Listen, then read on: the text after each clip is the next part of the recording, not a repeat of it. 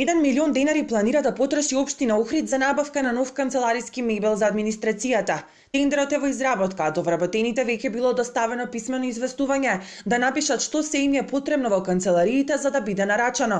Со образложение дека итно одговорните за набавката бараат од вработените во рок од 3 дена да кажат каков мебел им треба за да можат поефективно да работат, со нагласување да бидат поекономични во изборот. Ви известуваме дека согласно донесениот план за јавни набавки за 2018 година во тек е планирање на постапка за набавка на канцелариски мебел. Ве молиме најдоцна во рок од 3 дена по добивањето на ова известување да доставите преглед со опис на потребниот канцелариски мебел неопходен за функционирање на вашето одделение. Известувањето сметајте го за итно.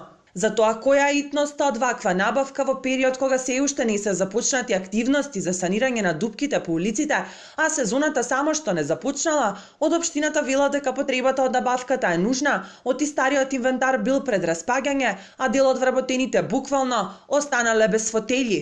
Нужна е набавката на мебелот за кој ќе бидат одвоени 1 милион денари.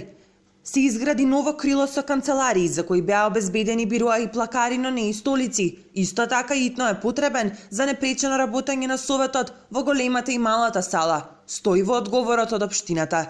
Планираните околу 16.000 евра за нов мебел во општинската зграда не би биле проблем ако прво се вложуваше во инфраструктурата во градот, која е во незавидна состојба, коментираат граѓаните, кои подолг период наназад постојано на социјалните мрежи испраќаат апели за санирање на улиците.